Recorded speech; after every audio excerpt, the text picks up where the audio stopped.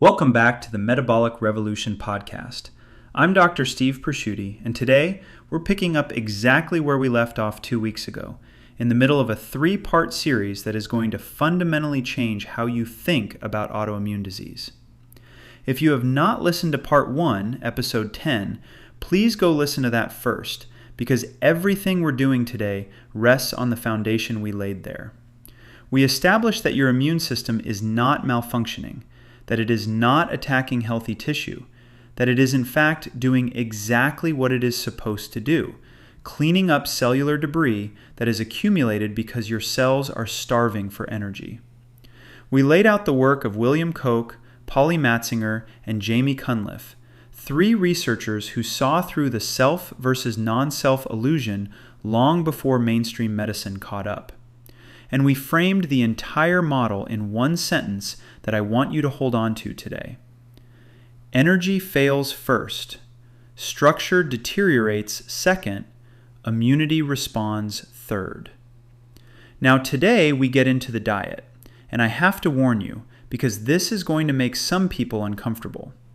Almost every popular autoimmune diet on the market right now, from the autoimmune paleo protocol to carnivore to ketogenic, is a form of slow immunosuppression. They give you 6 to 12 months of relief, and then they collapse your metabolism on top of the autoimmune disease they were supposed to be reversing.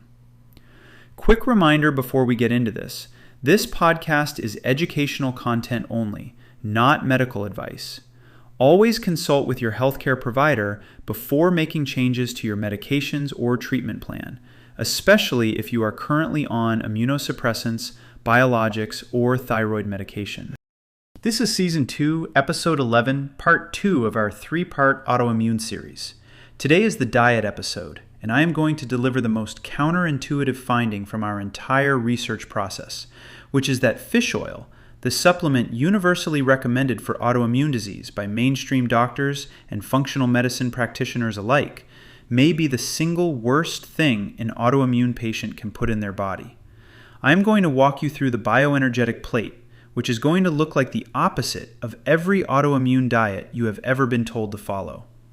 I'm going to tell you about a different patient, not Maria, the Hashimoto's case from Part 1, but a woman in her late 30s with rheumatoid arthritis whose joints had been destroying themselves for 2.5 years on AIP and high-dose fish oil. And by the end of this episode, you are going to understand why eating more, not less, why eating carbohydrates, not eliminating them, why using saturated fats, not omega-3s, is the path back to a quiet immune system and a body that no longer feels like it is at war with itself. Part 3 of our autoimmune series will get into the supplement and hormone toolkit, including aspirin, pregnenolone, and small-dose T3. Today, the food. Let's get into it. Here is what mainstream medicine tells autoimmune patients about diet, and I want you to notice how vague and contradictory it actually is when you list it out loud. Eat anti-inflammatory. Eat low-fat. Eat plenty of leafy greens. Avoid red meat. Avoid saturated fat. Take fish oil for omega-3s. Limit salt. Drink plenty of water. Maybe try a Mediterranean diet. Maybe try the DASH diet. Definitely don't gain weight. And if you ever press your rheumatologist or your endocrinologist for specifics, you get some version of moderation in all things. And we don't really know what causes autoimmune disease, so just eat healthy.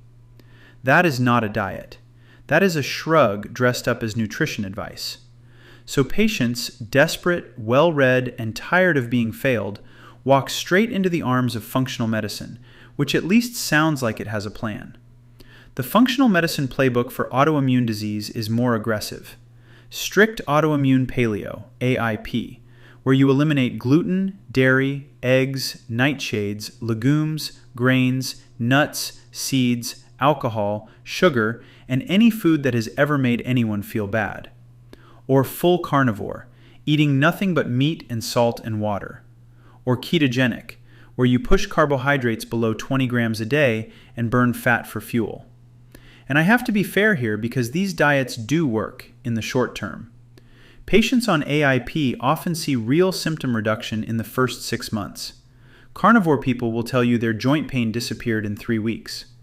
Keto patients lose weight, their energy seems to climb, their inflammation markers drop on paper. Then, somewhere between month 6 and month 18, almost universally, the wheels come off.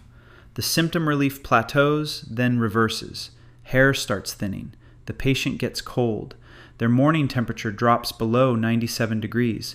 Sleep becomes fragmented, with 3 or 4 a.m. wake-ups.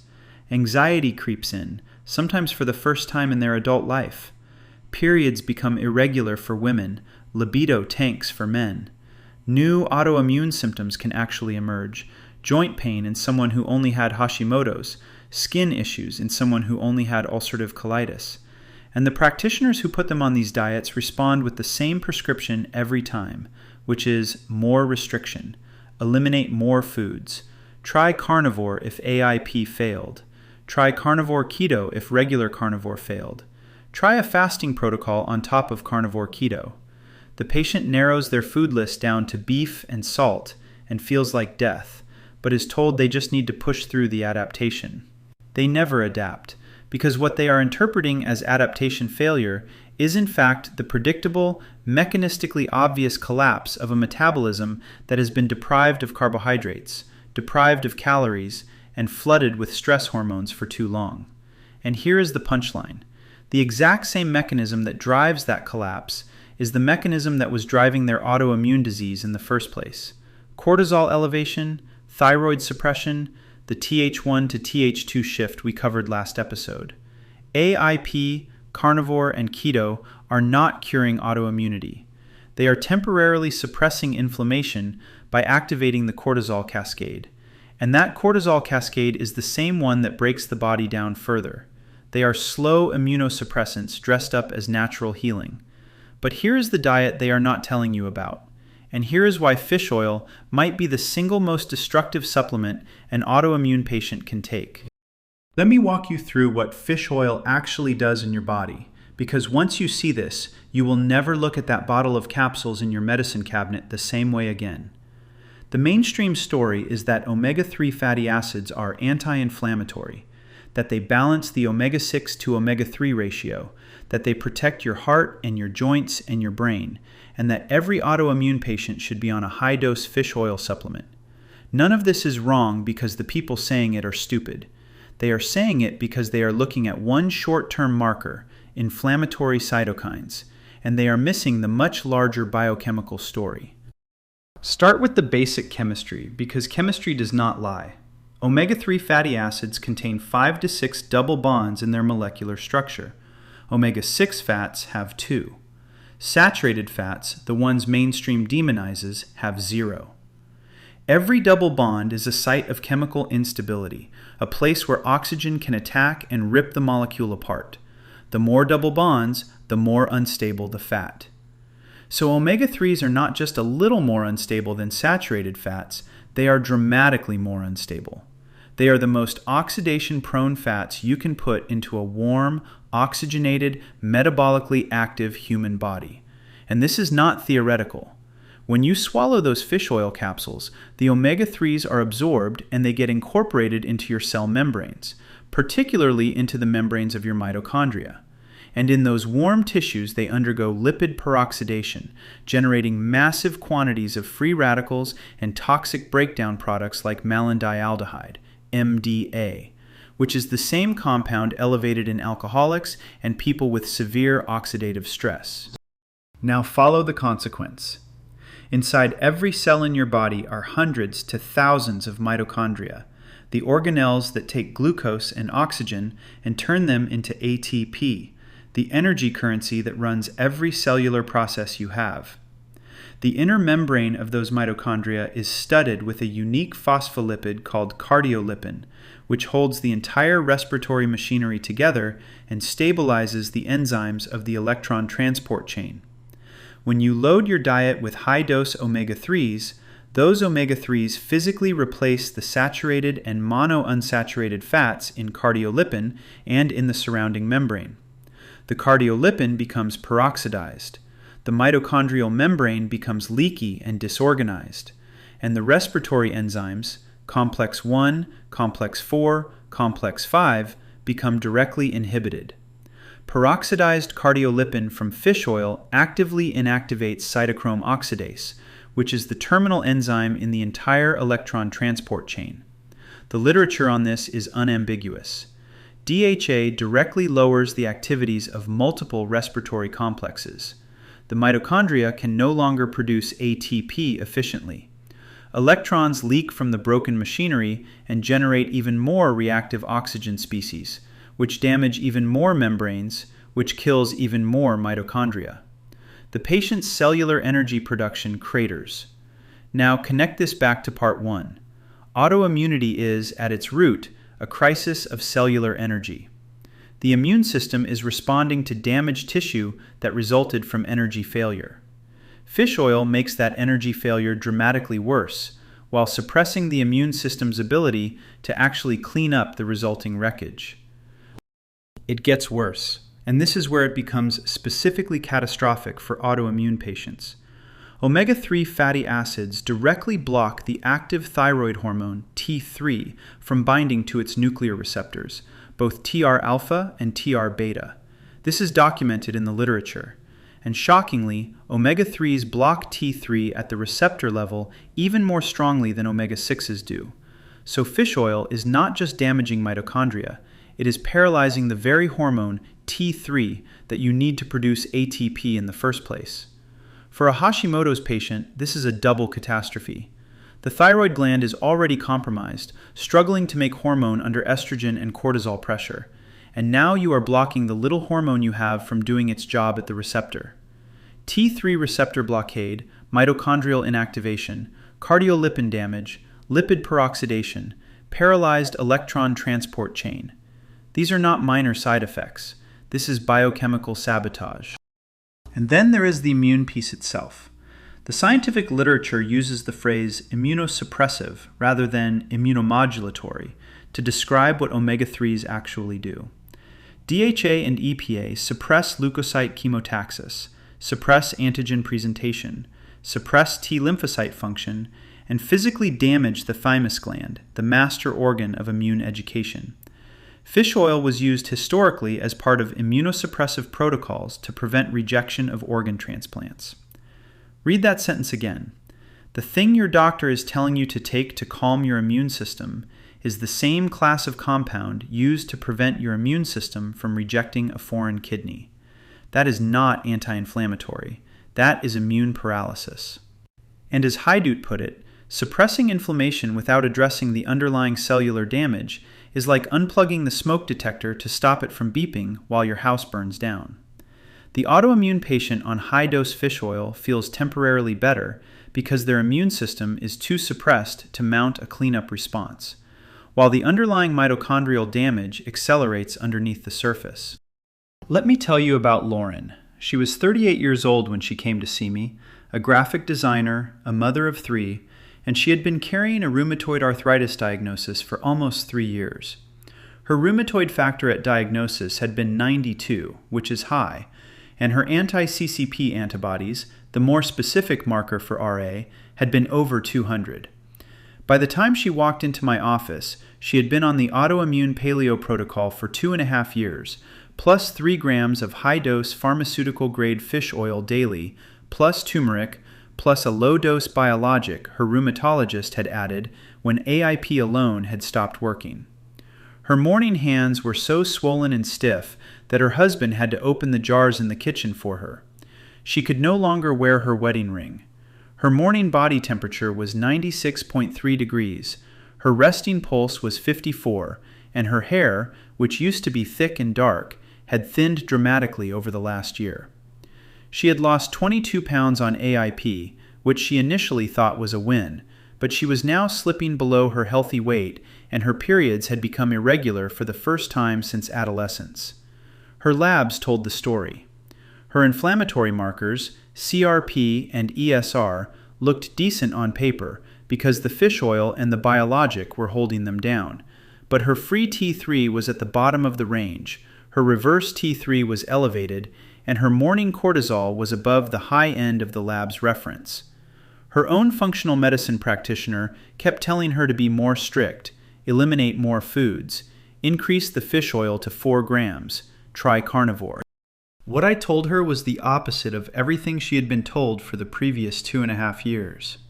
I told her to throw out the fish oil. I told her to add real food back to her plate. I told her to eat breakfast within 60 minutes of waking, to drink 8 ounces of fresh squeezed orange juice every morning, to start eating ripe fruit between meals, to add well-cooked white rice with her dinner, to use butter and coconut oil instead of the olive oil she had been heating in her pans, and to start the daily raw carrot salad I am going to describe in detail in a few minutes. We kept her protein moderate, around 80 grams a day, and added 15 grams of gelatin daily through bone broth and collagen powder to balance the inflammatory amino acids in muscle meat. We brought her total calories from about 1,500 up to 2,400 over a 2-week ramp. We salted her food generously, around 5 grams a day, and under her rheumatologist's supervision, we held her biologics steady while we let the underlying metabolism climb. Week 1, she was scared. She kept calling me, convinced that the orange juice was going to flare her joints. Week 2, her morning temperature was up to 96.8. By week 4, she was waking at 97.4, and she texted me to tell me she had opened a jar of pickles by herself for the first time in over a year. By week 6, the morning stiffness was almost gone. We rechecked her labs at month 4.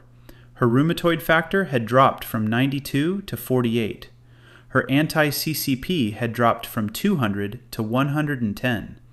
Her free T3 had climbed off the floor, and her reverse T3 had normalized. By month 9, her anti-CCP was 40. Her morning temperature was sitting steady at 97.9.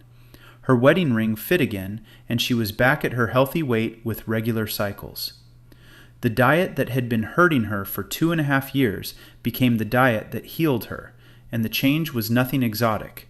It was eating enough food. So now let me walk you through what I actually had Lauren do and what I have hundreds of autoimmune patients in my practice doing right now. This is the bioenergetic plate, and I want to warn you again that it is going to look like the opposite of almost every autoimmune diet you have been told to follow. The first principle is the most important one, and it is also the one that most autoimmune patients violate without realizing it. Eat enough food. The vast majority of autoimmune patients are chronically underfed. Most women I see are eating between 1,200 and 1,800 calories a day. Many do not realize this because AIP and carnivore feel filling on a per-meal basis, but produce dramatic caloric deficits over a full day. Women with autoimmune disease need somewhere between 2,300 and 2,800 calories daily. Men need 2,800 to 3,500. This is not optional. Underfeeding activates cortisol, suppresses the thymus, drives the Th2 autoimmune shift, depletes liver glycogen, and shuts down T4 to T3 conversion. Eating enough is the single highest leverage intervention in autoimmune disease, and it is the one almost nobody is doing. The second principle, which sounds even more heretical to the autoimmune community, is that carbohydrates are anti-stress, not pro-inflammation, when they come from the right sources. You need 150 to 300 grams of easily digestible carbohydrates a day, ideally 35 to 60% of your total calories. The sources matter.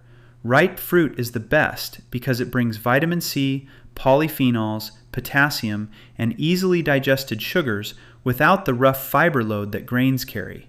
Fresh squeezed orange juice in the morning is foundational. Raw honey in your coffee or tea works beautifully. Well-cooked white potatoes with butter, well-cooked white rice, cooked carrots, ripe bananas, dates, watermelon when it is in season. The reason this works is not mysterious. Your liver requires glucose, stored as glycogen, to convert inactive T4 into active T3. Without adequate carbohydrate, you cannot make active thyroid hormone, and without active thyroid hormone, your cells cannot make ATP, and the entire autoimmune cascade you read about in Part 1 accelerates. The third principle is fat. 20 to 30% of your daily calories should come from saturated fats, which is roughly 10 to 30 grams per meal, depending on your size and activity level. Coconut oil, butter, ghee, beef tallow. Saturated fats are stable. They do not undergo lipid peroxidation in your tissues. They terminate the stress reaction. They support immune regulation, and they stimulate bile flow, which clears endotoxin-producing bacteria from the small intestine. As Ray Peat said, saturated fats terminate the stress reaction, while polyunsaturated fats amplify it. You eliminate the seed oils completely, all of them. Soybean oil, canola oil, corn oil, sunflower oil, safflower oil, cottonseed oil, grapeseed oil, peanut oil, and yes, fish oil supplements, walnut oil, flaxseed oil.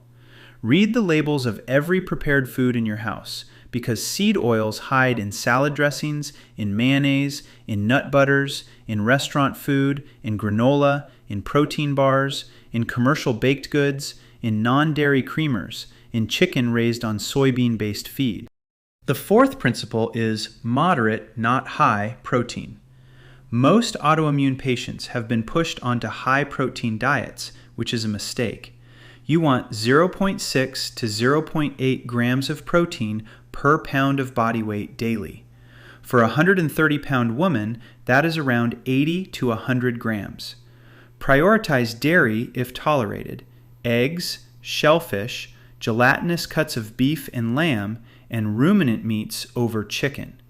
And critically, balance every serving of muscle meat with 10 to 20 grams of gelatin or collagen powder or a cup of strong bone broth, because muscle meat is loaded with tryptophan and methionine, which suppress the thyroid and increase inflammation when unbalanced.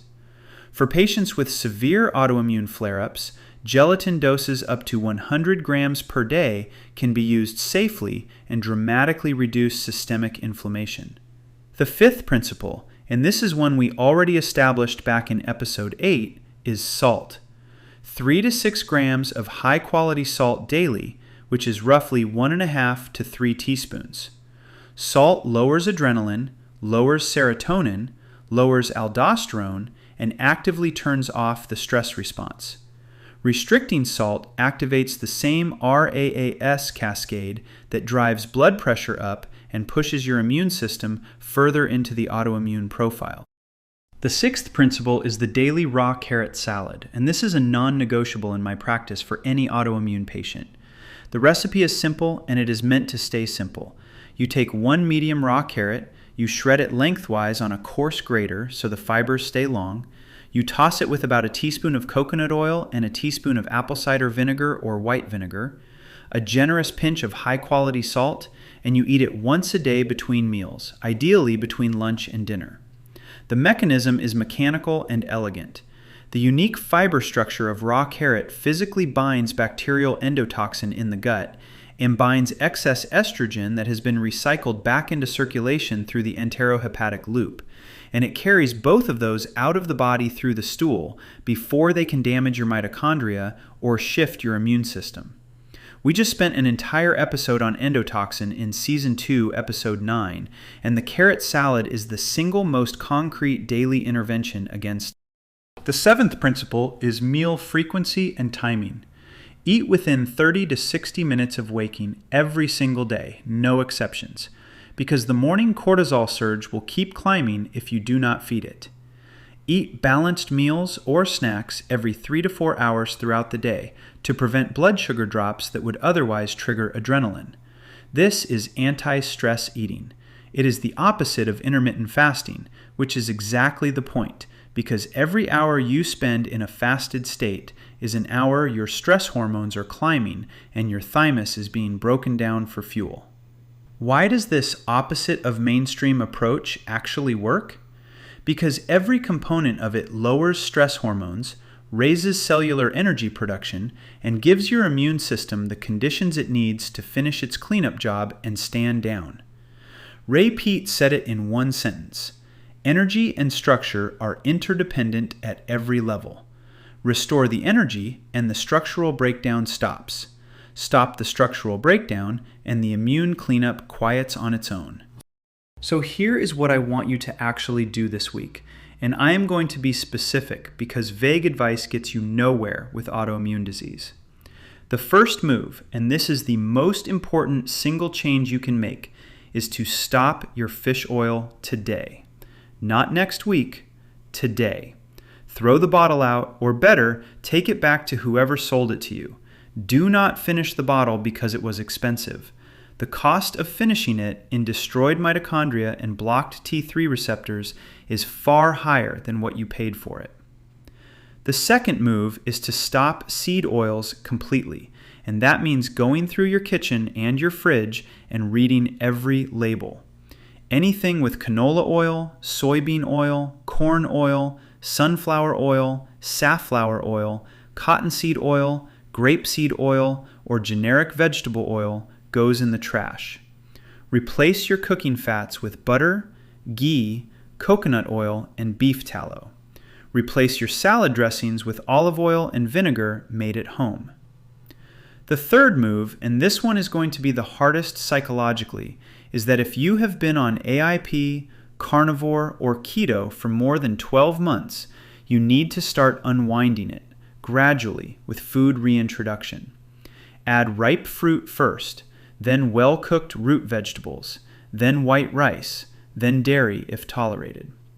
Do this over 4 to 6 weeks, not overnight, because your gut needs time to upregulate the enzymes you have not been using. The fourth move is to eat breakfast within 30 to 60 minutes of waking every day, with at least one source of carbohydrate, one source of protein, and one source of saturated fat. Add 8 ounces of fresh squeezed orange juice with a 1/4 teaspoon of high-quality salt and a teaspoon of raw honey to that breakfast every single morning. The fifth move is to make the carrot salad exactly as I described it and eat it once a day between lunch and dinner. The sixth move is to add gelatin or collagen, 10 to 20 grams a day, in your coffee, your tea, your bone broth, or stirred into yogurt. The seventh move is to track your morning temperature before you get out of bed every day for at least 8 weeks and write it down alongside your symptoms. Expect a climb of 1/2 degree to a full degree over 6 to 8 weeks. When your temperature crosses 97.5, you are out of autoimmune territory metabolically. When it crosses 98.0, you are in healing territory. Now, I want to be very honest with you about something. This framework is straightforward to read, and it is dramatically harder to execute consistently when you are sick, exhausted, when your family thinks you are crazy for putting butter back in your coffee, when your old practitioner is calling you to tell you you are going to flare. The food is not complicated. The behavior change is. That is why we built the Bioenergetic Reset program, which gives you weekly coaching, meal templates that match this exact framework, daily check-ins, lab interpretation, and a community of people doing the same protocol so you are not white-knuckling it alone. It is $133 a month at biosparkhealth.com/reset. And the reason ongoing support matters more than a one-time PDF is that autoimmune recovery is a 6-month to 2-year metabolic project, and you need someone in your corner the whole way. Next week, in Part 3, we are going into the supplement and hormone toolkit, the lost autoimmune cures, including aspirin, pregnenolone, progesterone, vitamin K2, and small-dose T3. The protocols physicians used successfully for decades before biologics existed. Today, you build the food foundation.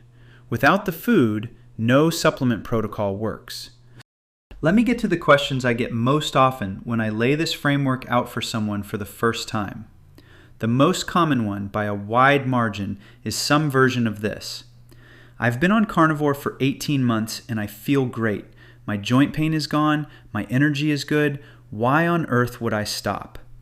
And the honest answer is that you may be in the honeymoon window, and I cannot tell from the outside how much longer it will last, but I can tell you what to watch for. Track your morning temperature for 2 weeks. If it is dropped below 97.3, your metabolism is already slowing even though your symptoms are quiet. Watch your hair, your sleep quality at 3 a.m., your libido, your cycle if you are a woman, your tolerance for cold. Those are the early warning signals. If any of them are starting to slip, your honeymoon is ending, and the cortisol cascade is already rebuilding underneath the symptom relief. Better to add carbohydrates back gradually now than to crash hard at month 24. The second question, which I get especially from women, is whether all this fruit and orange juice and honey is going to make their autoimmune disease worse because they have been told sugar is inflammatory. The answer is that fructose from whole fruit and honey paired with fat and protein in a meal does not behave like the fructose in soft drinks. It refills liver glycogen, it supports T4 to T3 conversion, it lowers cortisol, it provides protective potassium and vitamin C and polyphenols. The inflammatory data on sugar is almost entirely from studies of high fructose corn syrup consumed in calorie excess states alongside seed oils. That is not what we are doing here.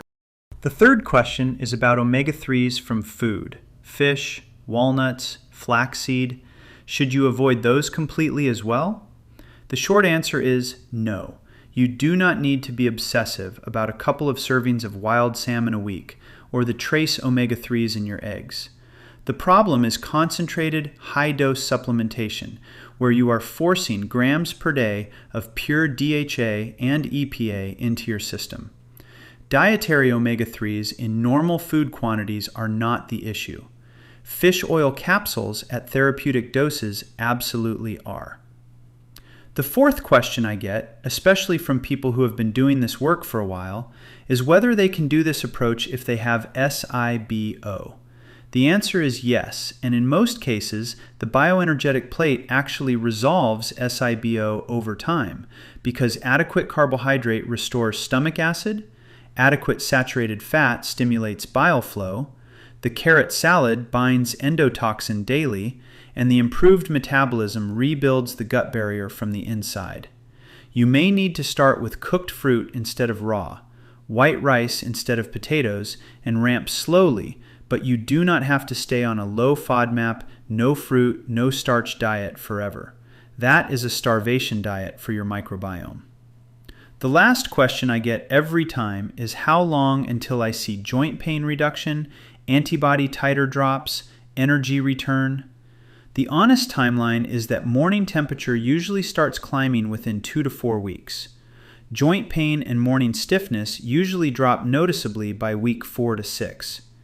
Antibody titers, whether that is anti-TPO, rheumatoid factor, or ANA, usually start dropping by month 3 or 4. Full clinical remission, where the symptoms have resolved and the labs have normalized, typically lands somewhere between 6 months and 2 years. Faster for younger patients with shorter disease histories, slower for patients who have been suppressed for a decade.